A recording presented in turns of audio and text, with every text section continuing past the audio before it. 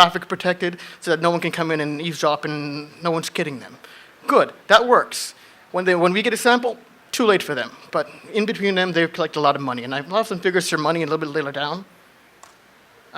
Okay, what do we got here? Something simple also, it's a little more advanced. Going after phones directly, recording audio on them. A nice technique, it's been handled by a bunch of malware. It's a nice new technique of saying, okay, we know something about what you have on your phone. We know that you've got like those interactive voice response systems where you go press 1 for this, press 2 for that, press 3 to get to an actual operator, maybe not. You get one of those. We have attacks like that where they're actually recording audio. The first one was the academic thing, I think it was called, I can't remember any names, like the touch logger, audio logger, well, I forget what that one's called. Sound comber. Okay, it was called something else before, but that was a trademark violation or whatnot, or they were infringing on someone else's trademark, so they had to change it to sound comber. Sound miner, that was what it was called. Sound comber basically just recorded audio off of IVRs. It had a database of where the pauses where the system's asking you, what's your credit card number? Input your credit number, press pound. They grab that audio, convert that to to digits, and then kick the digits back to the attacker. A nice technique. When did that actually get used by real malware? The guys who are actually trying to make money? Oh, sorry. How much time do I have? 10 minutes. Whoa, how long would I have before? We went from an hour Oh, shit. 5 minutes because of the keynote. I apologize, but I'm on. Okay, let's skip. Okay, I've got 10 minutes. Let's skip past all this crap. All right, I'll get to the good stories. How about that? Better deal. All right, skip the updates. But updates, they want to update. That's pretty much it. There's not a lot of magic to updating software, except they now realize that, okay, regular software does it. We got to do that too. They're doing that now. Great. They're doing it. Not the interesting parts. Okay. That's pretty much it for malware updates. They're not visual. You don't see them. They're not interesting. They're nice. It's a good thing that malware authors are doing now, and very useful. And I have better stories from who else is out there. Okay, root exploits, very common. What we're finding is that the bad guys, they're basically using the same 4 exploits that are written for when you root your Android phone. They're using the same ones. We got like 20, 30, 40 of them, whatever. And yes, we detect them. That's pretty much it. Basically, there's so many different ways you can do this thing, where you can update your phone or root your phone. It's like, they're not wasting money. The bad guys aren't wasting money developing techniques. They're saying, okay, we'll just repackage your stuff and get on to making the money. That's what they're doing. Really nice, really useful, really annoying. But we pick them up because they are lazy enough that they use the same exploits. So no matter what you do, it's in the file, we detect it, and then you notice. If you didn't have some kind of rooting exploit and you expected to see it in that app, like you didn't want to root your phone, we tell you, which is good. But they're lazy, so, we catch them. Okay, once again, new techniques. This is the more interesting part. Basically, a new technique is fraud. You pretend to be another app. What these are basically are 2 apps. One is one-click fraud and one is fake token. Fake token pretends to be one of those bank token generators, like an RSA token or similar. You launch the app, it gives you a code to access your bank with your password user. You're probably familiar with them. The point with the fraud is that unlike an injected app or an infected app, instead of having a legitimate application with code in it, this is like the majority of code in red basically is all the malware code. It's pretending to be malicious, a real app. But it really is 99 to 100% malicious code. Really interesting. That's fraud versus injecting code. So fake token, a little bit of code there. It basically says, okay, input your code. There were ones for about 2 or 3 banks. I forget which bank this one is specifically. And basically, they just put up a fake code, and you think you're entering your password. You give them your password. They've got your username, your whatever it is to activate the app. It gets them back to the attacker, and then the attacker says, okay, I'll take that, and I'll start spending your money. Nice technique, very neat technique, and it doesn't actually do anything. That's the thing with fraud. They spend effort and time, but it doesn't do anything. Isn't neat? Then we got something that also doesn't do anything but makes a bit more money. This was a nice thing. I learned a few more details on what happened to the guys behind this, and I'll get to that real quick. This is a fake adult entertainment app that pops up every 5 minutes a request for a certain amount of money to be sent to the attackers. It's a fake app. How many people do you think would fall for something like that? Like, okay, it's a fake app, it's asking for money, it's an adult entertainment app. Probably nobody. AV to Texas, who would fall for this thing, right? Very, very, very unlikely. It has code there to grab information and send some your information, like your Google account information, to the attacker so they can maybe steal your account, maybe. Really, it was more to make money. But we actually found out what this neat little app was. It's like, yes, we detected, but about 211 people actually paid these guys money. At about 9,000 users who download and install it, 200 people, that's 3%, pay the money. And it comes to about like 220, was it 21? Okay. Is that what that says? I don't know. I got this off other reports, but basically it's 21 million yen, which is like about, like everyone's saying, $265,000 from 211 people for a fake app that doesn't do anything. It just pops up a window that says, pay me money, and they fell for it. Like, wow, okay, the nice thing, can you get arrested for that? Yes. They picked up 6 people, one of them the malware author, so don't do that. As one, it's like, yes, people are dumb, but come on. They caught them pretty quickly, relatively, I think in the last month or so. They picked up a whole bunch. They'll pick up the rest of the people after that. I mean, good technique. Good try. Okay, something a little more interesting or a little funnier. There's this app. It was now called Stamper, Magatha. It would pretend to be like a recipe app, but instead of giving you recipes, okay. This is different from fraud, where the app's completely fake. This is injecting code where just like a virus where the malware is infected into the app, so it's got clean code plus the malware code. Nice. It's a start. So you'll see the blue code is legitimate code followed by some infected code there. It's a little bit different. The nice thing was this app photobombed all your photos on your SD card. So you've got all your family photos, and then this thing pops up an image of the Ayatollah Khomeini on your photos, every single one of them.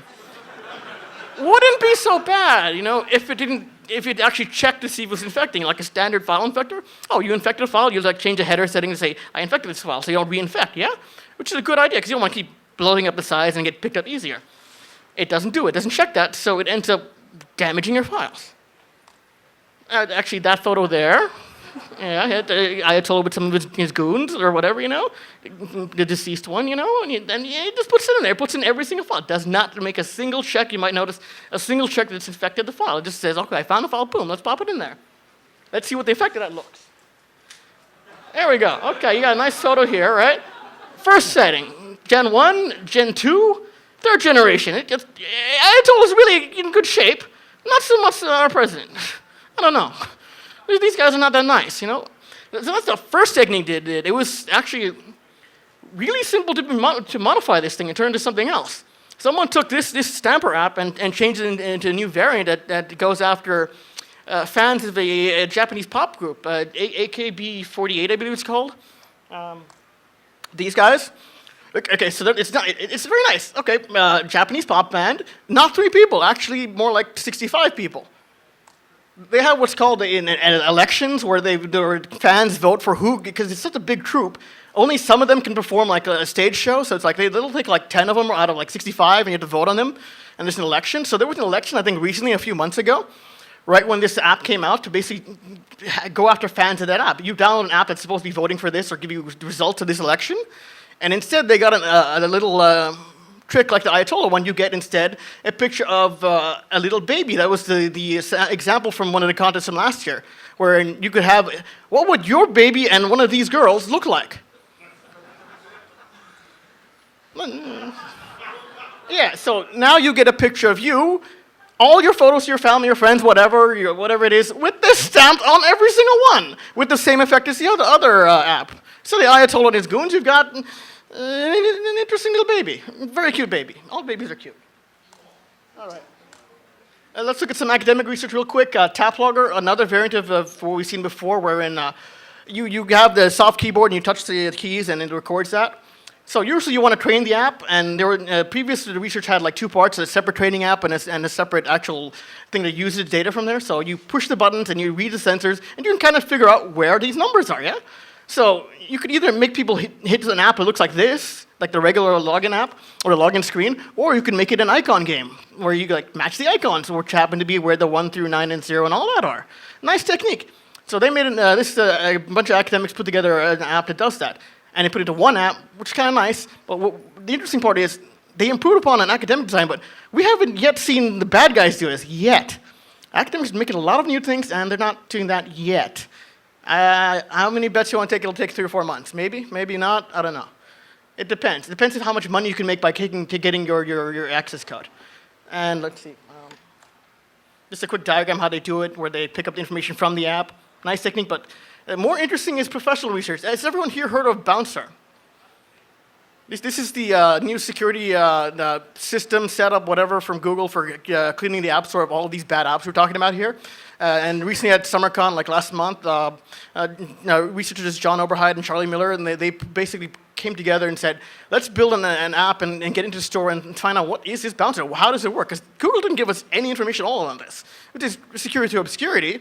No one knows what it is. The bad guys don't know. Worst part, the good guys don't know. We have no idea. So what do they do? So actually, what are they known for? John Oberheide's known for putting together a lot of fake apps in the Android store, like Eclipse Trap, which was a Twilight preview app that was like supposed to be a preview for Twilight Eclipse and like show you like pictures and all that good stuff. But it really did was it downloaded native binaries from his server. So you could attack your phone with the latest root exploit you can find or whatnot. Good technique, very nice. Pissed off all these Twilight fans because they only had like 2 images. That's it. There was the preview app and the one in the app itself. It sucked. But he owned your phone. Okay, same thing, Charlie Miller. He put together a nice little stock market app that tells you the stock prices and downloads code onto like your iPhone. Got him banned from the Apple Store or app developer program for a year. Ooh, so sad. He wasn't done. He said, let's go after Google. 2 good guys. Okay, so what is Bouncer really? Bouncer is it's supposed to be a good system. Okay, I have these out of order. I think I was supposed to do the intro first. Yeah. Basically, it's designed to like see is your app good or not. How does it do it? They wrote an app, Oberheide and Miller, that was basically it got submitted to the Google's App Store system and got loaded up. And they found that you could actually submit an app without paying any money. Also, a nice technique. They found a few good things there. But the interesting part is this app. It gives them a connect-back shell back to Oberheide and Miller, and they were able to explore the system and see what is Bouncer. It's apparently a nice little. It's a customized version of the same emulator that you have in the Android SDK, and it allows you to. And there's also Bouncer also includes a human component where someone will actually run the code. They mention it probably in their speech, whether you've seen it or not. They'll be doing. I think one of them or both of them might be doing it later on at another conference later on. But the key takeaway is that while they were exploring with this connect-back shell into Google's network, they were exploring the VM. Occasionally, they found out they were actually trying to run commands against the interpreter and whatnot. And it turned out they were talking to an actual human tester at the same time. It's like, hey, someone's playing with our app. What do we do? Yeah, so they tried to avoid that. But the point is that Google's trying hard finally to actually do security on Android. They're trying to make it better, make it more difficult. They're keeping the bad guys out. Mostly they're keeping the good guys out, Charlie and John and whatnot. I mean, I'm not sure how effective that is, but I mean, give us information, we can do a better job. Otherwise, we resort to activities like the guy putting out the Ayatollah on your pictures. I mean, what are we going to do? We need more information like that. And basically, Bounce is a nice technique, and it runs your app for about 5 minutes in a VM and tells you, it basically does what a lot of the analysis tools we use against real Android malware to see does it work or not. And they apparently Google's using the same thing. They're not talking to any of us in the security field, even though we've made approaches. I mean, please talk to us, and work with us. We're all going to the same spot. They're not doing any of that. What they're doing is basically running their own, and they put together a VM that has one picture. I think it was a picture of Lady Gaga. It has like one contact, and it has like a one user on it. Like it's nice. It'll fool maybe an automated app. It's not going to fool an actual attacker. It's not going to do a lot for an attacker who said, okay, I'm not going to do anything for the entire vetting process, so I stay like a normal app until 6 months down the line, when I connect to your app in your infected phones, and maybe 1,000 phones. There'll actually be another talk at Black Hat at the end of the month with a different company and different researchers who are, what are they doing? They're doing the exact same thing, going after balance and seeing what's going on and what is it. And the key being is the bad guys are getting better. They're still making money on us. They're still going after our apps. When are we get the same tools to go after them to see what they're doing and get along with that? How much time? I'm not actually sure how much more time I have. Okay, maybe I can go backwards a little bit here. There's some of the ones I've skipped over. Yeah. Okay, hold on. Okay, what's this thing? Okay, I kind of covered that. They looked over it, and it was kind of neat. But basically, guys who are very creative are going after Google. These are the good guys that know what they're doing. We haven't quite seen that yet in the attacker space, so we're not seeing people trying any of these really genius attacks. I mean, it's like, let's put together an app that pretends to be something else and send it out there. I mean, I'm guessing that mainly the attackers are what we're seeing like from last year. We're looking at how people are making money off of apps and saying, okay, they're doing it with SMS, they're doing it with botnets, and we actually have quite. There was a talk about an Android botnet sending out Yahoo spam mail last month. No, a couple of weeks ago. And I was like, yeah, it's an Android botnet. I think there was a researcher from Microsoft, maybe an engineer from Microsoft, who blogged about it, like, a possible Android botnet. I've seen dozens of those, in China mainly, but I've seen dozens of those. They exist. I blogged about a whole ton of them last year. Or sorry, I actually did a presentation on these last year, and it's like, they exist, they're real, they're on a number of platforms. So it's not a surprise, but we didn't see any of that, or any evidence that with this so-called Android botnet with the email, I was sending a spam email. No real presence. I mean, even Google says this isn't proper. Some of my colleagues said, no, it's not really a botnet. Which would actually, if it was sending out spam mail like that, would get caught by bouncer. There are techniques for it. It makes a lot of noise. But we're not seeing a lot of skill on the part of the attackers on Android. Maybe on iPhone, which also takes a hell of a lot more skill to get onto if you're an attacker. Maybe, we're not actually seeing them in the wild going after everybody. What we are seeing is those attacks after, I guess, low-hanging fruit. Pretty much so some kind of SMS, some people who are downloading apps. People who download the adult entertainment app and keep paying it. That's an odd number, really. 211 people out of 9,000? I mean, still, 3% is still high for what I expect for something like that. I mean, because we've run across that in Java all the time. Where was that using Java mobile apps coming out of basically out of Russia, pretty much? It's like a big a subset of malware that came out of there. Basically, it's either fake porn apps or fake chat apps. You think you're getting one or the other, and you end up paying money. And the fact that it actually works is the most amazing thing ever. I mean, you're already stealing things or going after pirated software, and you're paying money? It's not quite as good as the PC wants to tell you, okay, yeah, we're going to send your information to the cops or something, like you're in trouble or whatever. Not even that. It's not even a threat. It just says, give us money. And people just give them money. Are we all in the wrong business or something? You know, yes. People are stupid, but I didn't think that's stupid. You know, what's the phrase or the comment? You what do you call it? Every time you try to make it foolproof, nature builds a better fool. You know, something like that. I